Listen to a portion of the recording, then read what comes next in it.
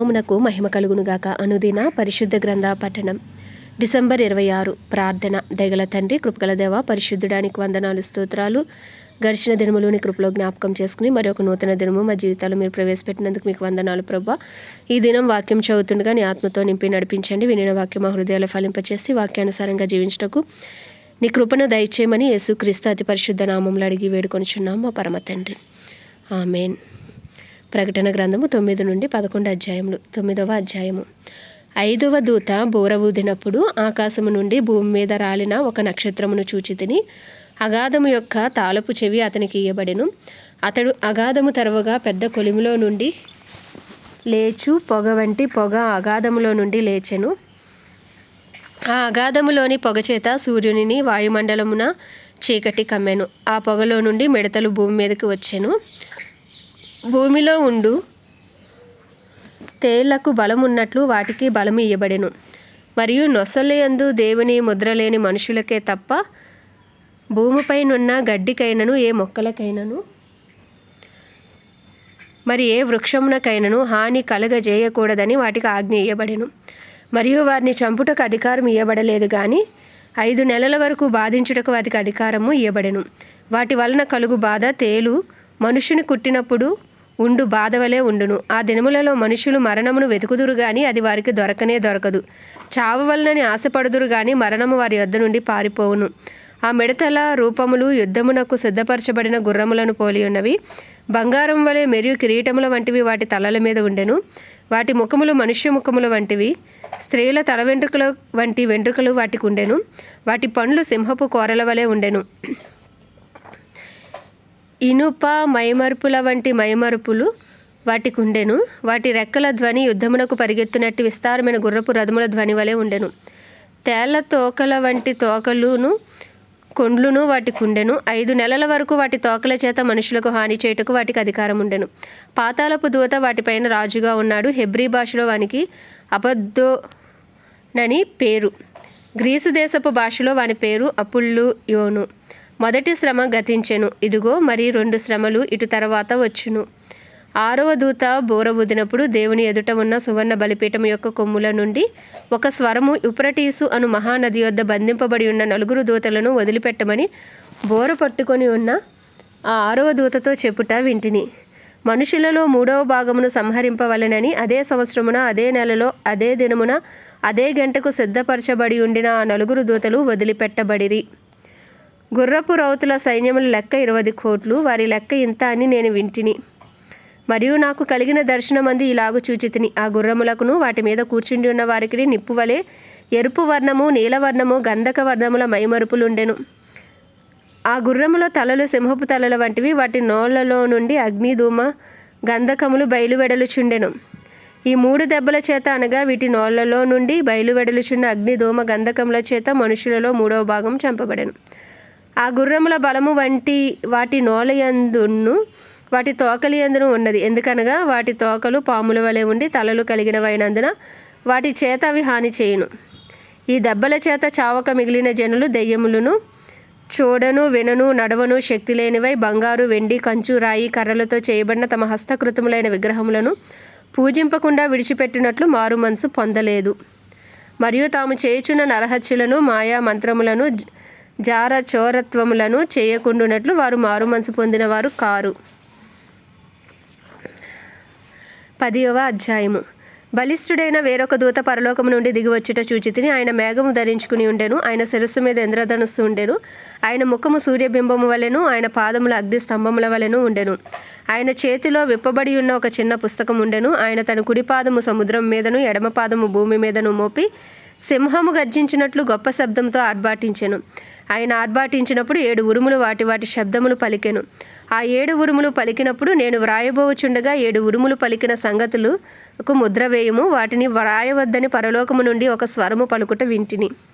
మరియు సముద్రము మీదను భూమి మీదను నిలిచి ఉండగా నేను చూచిన ఆ దూత తన కుడిచేయి ఆకాశము తట్టు ఎత్తి పరలోకమును అందులో ఉన్న వాటిని, భూమిని అందులో ఉన్న వాటిని, సముద్రమును అందులో ఉన్న వాటిని సృష్టించి యుగయుగములు జీవించుచున్న వాని తోడు ఒట్టు పెట్టుకొని ఇక ఆలస్యం ఉండదు కానీ 7వ దూత పలుకు దినములలో అతడు బోర ఓదబోవుచుండగా దేవుడు తన దాసులకు ప్రవక్తలకు తెలిపిన సువార్త ప్రకారము దేవుని మర్మము సమాప్తమగునని చెప్పెను.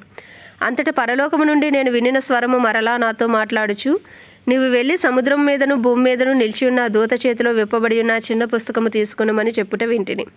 నేను ఆ దూత యొద్దకు వెళ్ళి చిన్న పుస్తకం నాకు ఇమ్మని అడగగా ఆయన దాన్ని తీసుకుని తినివేయము, అది నీ కడుపుకు చేదుగాని నీ నోటికి తేనెవలే మధురముగా ఉండునని నాతో చెప్పాను. అంతటి నేను ఆ చిన్న పుస్తకమును దూత చేతిలో నుండి తీసుకుని దాన్ని తినివేసి తిని, అది నా నోటికి తేనెవలే మధురముగా ఉండను కానీ నేను దాన్ని తినివేసిన తర్వాత నా కడుపుకు చేదాయను. అప్పుడు వారు, నీవు ప్రజలను గూర్చియు జనములను గూర్చియు ఆయా భాషలు మాట్లాడువాని గూర్చియు అనేక మంది రాజులను గూర్చియు మరలా ప్రవచింప అగత్యమని నాతో చెప్పిరి.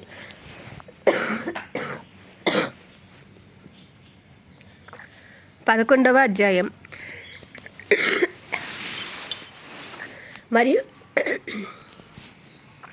మరియు ఒకడు చేతికర్ర వంటి కొలకర్ర నాకు ఇచ్చి, నీవు లేచి దేవుని ఆలయమును బలిపీఠమును కొలత వేసి ఆలయంలో పూజించు వారిని లెక్కపెట్టుము. ఆలయమునకు వెలుపటి ఆవరణమును కొలత వేయక విడిచిపెట్టుము, అది అన్యులకు ఇయ్యబడెను. వారు 42 నెలలు పరిశుద్ధ పట్టణమును కాలితో త్రొక్కుదురు. నేను నా 2 సాక్షులకు అధికారం ఇచ్చెదను. వారు గోనెపట్ట ధరించుకుని 1260 దినములు ప్రవచింతురు. వీరు భూలోకమునకు ప్రభువైన వాని ఎదుట నిల్చుచున్న 2 ఒలీవ చెట్లను దీపస్తంభములనై ఉన్నారు. ఎవడైనను వారికి హాని చేయ ఉద్దేశించిన ఎడల వారి నోట నుండి అగ్ని బయలువెడలి వారి శత్రువులను దహించి వేయును గనుక ఎవడైనను వారికి హాని చేయ ఉద్దేశించిన ఎడల అలాగున వాడు చంపబడవలెను. తాము ప్రవచింపు దినములు వర్షము కురవకుండా ఆకాశమును మూయుటకు వారికి అధికారము కలదు. మరియు వారికి ఇష్టమైనప్పుడల్లా నీళ్లు రక్తముగా చేయుటకును నానా విధములైన తెగుళ్లతో భూమిని బాధించుటకును వారికి అధికారము కలదు. వారు సాక్ష్యము చెప్పుట ముగింపగానే అగాధంలో నుండి వచ్చు క్రూర మృగము వారితో యుద్ధము చేసి జయించి వారిని చంపును. వారి శవములు మహాపట్టణంపు సంత వీధిలో పడి ఉండును. వానికి ఉపమాన రూపముగా సొదొమ అనియు ఐగుప్తు అనియు పేరు. అచట వారి ప్రభువు కూడా సిలువ వేయబడెను.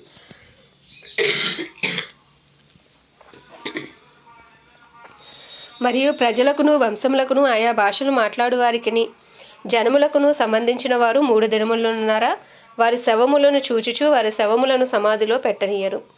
ఈ 2 ప్రవక్తలు భూనివాసులను బాధించినందున భూనివాసులు వారి గతి చూచి సంతోషించుచు ఉత్సహించుచు ఒకరికొకడు కట్నములు పంపుకొందురు. అయితే ఆ 3 దినములున్నర అయిన పిమ్మట దేవుని వద్ద నుండి జీవాత్మ వచ్చి వారిలో ప్రవేశించెను గనుక వారు పాదములు ఊని నిలిచిరి. వారిని చూచిన వారికి మిగుల భయము కలిగెను. అప్పుడు ఇక్కడికి ఎక్కిరండని పరలోకము నుండి గొప్ప స్వరము తమతో చెప్పుట వారు విని మేఘారూఢులై పరలోకమునకు ఆరోహణమైరి. వారు పోవుచుండగా వారి శత్రువులు వారిని చూచిరి. ఆ గడిలోనే గొప్ప భూకంపము కలిగినందున ఆ పట్టణంలో 10వ భాగం కూలిపోయెను. ఆ భూకంపం వలన 7,000 మంది చచ్చిరి. మిగిలిన వారు భయక్రాంతులై పరలోకపు దేవుని మహిమపరిచిరి. 2వ శ్రమ గతించెను. ఇదిగో 3వ శ్రమ త్వరగా వచ్చుచున్నది. 7వ దూత బోర ఊదినప్పుడు పరలోకములో గొప్ప శబ్దమును పుట్టెను. ఆ శబ్దములు, ఈ లోకరాజ్యము మన ప్రభువు రాజ్యమును, ఆయన క్రీస్తు రాజ్యము ఆయను, ఆయన యుగయుగముల వరకు ఏలుననెను. అంతటా దేవుని ఎదుట సింహాసనాసీనులకు ఆ 24 పెద్దలు సాష్టాంగపడి దేవునికి నమస్కారము చేసి, వర్తమాన భూతకాలములలో ఉండు దేవుడవైన ప్రభువా, సర్వాధికారి, నీవు నీ మహాబలమును స్వీకరించి ఏలుచున్నావు గనుక మేము నీకు కృతజ్ఞతాస్తుతులు చెల్లించుచున్నాము.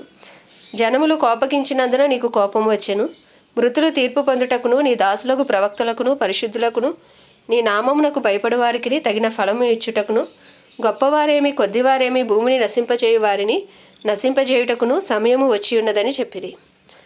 మరియు పరలోకమందు దేవుని ఆలయము తెరవబడగా దేవుని నిబంధన మందసము ఆయన ఆలయంలో కనబడెను. అప్పుడు మెరుపులను ధ్వనులను ఉరుములను భూకంపమును గొప్ప వడగండ్లను పుట్టెను. ఆమేన్. దేవుడి పరిశుద్ధ వాక్యం మన వెనుకల్లో దీవించును కాక. ప్రార్థన. దయగల తండ్రి, కృపగల దేవ, పరిశుద్ధుడానికి వందనాలు, స్తోత్రాలు. జీవాధిపతి, న్యాయాధిపతి, మృత్యుంజయుడా, మహాగణుడా, మహిమా ఘనతకు అర్హుడవు, యోగ్యుడవు, పూజ్యుడవు, కృపను చూపుటకు ఐశ్వర్యవంతుడవు, నీకు వందనాలు ప్రభా. మా అపరాధములు, మా పాపములు, మా దోషములు, మా అతిక్రమములను ఉదయ కాలమున సన్నిధిలో ఒప్పుకొనిచుండగా అయ్యా నీ పవిత్రమైన పరిశుద్ధమైన రక్తంతో కడిగి మమ్మల్ని శుద్ధీకరించి అయ్యా మమ్మల్ని నీతిమంతులుగా తీర్చమని వేడుకొంచున్నాం. మా కుటుంబస్తులను సైతం దయతో క్షమించండి, రక్షించండి. మా బంధువులు, స్నేహితులు, ఇరుగు పొరుగు అందరినీ మీ హస్తాలకు అప్పచెప్పుకుంటున్నాం ప్రభా. అందరికీ రక్షణార్థమైన కృపను విస్తరింపచేయండి.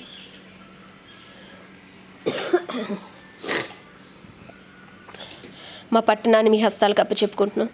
అలాగే తండ్రి నాయన దైవజనులందరి కొరకు ప్రార్థిస్తున్నాం. ధైర్యంతో వాక్యంను బోధించి అనుకూలమైన సమయంలో వారికి అనుగ్రహించి వారిని వారి కుటుంబాలని రక్త ప్రోక్షణ కింద ఉంచమని వేడుకొంచున్నాం. క్రైస్తవులందరినీ రూపాంతరపరిచిన రూపులోకి మార్చుకోండి. డామినేషన్స్ భేదం తొలగించండి. ఆత్మ అనుగ్రహించి ఏకత్వం దయచేయండి. పరిశుద్ధాత్మ బలముగా క్రైస్తవం మీద కుమ్మరించమని వేడుకొంచున్నాం. అలాగే తండ్రి ప్రపంచ దేశంలో అన్నిటి కొరకు వాటిని పరిపాలిస్తున్న రాజులు వారి కింద పనిచేస్తున్న అధికారుల కొరకు ప్రార్థిస్తున్నాం. అయ్యా బుద్ధి జ్ఞాన వివేకంలో వారందరికీ దయచేయండి. నీ చిత్తం భూమి మీద జరుగునట్లు నీ కృపను అనుగ్రహించండి. ప్రత్యేకించి మా భారతదేశాన్ని మీ హస్తాలకు అప్పచెప్పుకున్నాం. భారతదేశం పైన కృప కలుగును గాక. భారతదేశ ప్రజల మనోనేత్రాలు తెరవబడును గాక. హృదయాలు తెరవబడును గాక. రాతి గుండెలు తీసి మాంసపు గుండెలు పెట్టబడును గాక. నిశ్చయముగా అయ్యా నీ కృప భారతదేశం పైకి దిగి వచ్చునుగాక. నీ వెలుగు భారతదేశంలో కలుగునుగాక. చీకటి యేసునామంలో తొలగిపోవునుగాక. అయ్యా తండ్రి సువార్త కొరకు గృహాలు తెరవబడునుగాక అని ప్రార్థిస్తున్నాం. సువార్తకు విరోధంగా రూపించబడుతున్న ప్రతి ఆయుధం యేసునామంలో లయమైపోవునుగాక అని ప్రార్థిస్తున్నాం. ప్రభు మా దేశ ప్రెసిడెంట్, వైస్ ప్రెసిడెంట్లను, అయ్యా ప్రైమ్ మినిస్టర్ గారిని అందరినీ మీ హస్తాలకు అప్పచెప్పుకుంటున్నాం. నీ కృపలో అందరినీ జ్ఞాపకం చేసుకోండి. చీఫ్ మినిస్టర్స్, గవర్నర్స్, ఎమ్మెల్యేలు, ఎంపీలను మీ హస్తాలకు అప్పచెప్పుకుంటున్నాం. వారి కింద పనిచేసిన అధికారులను మీ హస్తాలకు అప్పచెప్పుకుంటున్నాం. ప్రభు అందరూ నీ చిత్తానుసారంగా పరిపాలన చేయనట్లు నీ కృపను అనుగ్రహించండి. మా దేశానికి శారీరకంగా, మానసికంగా, ఆధ్యాత్మికంగా, సాంఘిక పరంగా, రాజకీయ పరంగా గొప్ప స్వస్థత దయచేయమని నీ రక్తంతో మా దేశానికి కడగమని వేడుకుంటూ ఉదయకాలంలో ఈ చిన్ని ప్రార్థన మనవి నీ పాద సన్నిధికి చేర్చుకోమని యేసుక్రీస్తు అతి పరిశుద్ధ నామంలో అడిగి వేడుకొంచున్నాం మా పరమ తండ్రి. ఆమేన్. పరలోకమందున మా తండ్రి నీ నామం పరిశుద్ధపరచబడును గాక. నీ రాజ్యము వచ్చును గాక. నీ చిత్తం పరలోకంలో నెరవేర్చబడుచున్నట్లు భూమి అందరూ నెరవేర్చబడును గాక. మన దిన ఆహారం మాకు నేడు దయచేయము. ఎలా ప్రార్థన చేస్తున్నాను మేము క్షమించిన ప్రకారం మా ప్రార్థనలు క్షమించు. మమ్మల్ని శోధనలోకి తేక దుష్టుడి బారి నుండి తప్పించు. ఎందుకంటే రాజ్యము, బలము, శక్తి, మహిమయు నీవై ఉన్నది. ఆమేన్. ప్రభు యేసు రక్తమే జయం, ప్రభు యేసు వాక్యమే విజయం, ప్రభు యేసు నామంలో సంపూర్ణ విజయం కలుగునుగాక. ఆమేన్, ఆమేన్, ఆమేన్.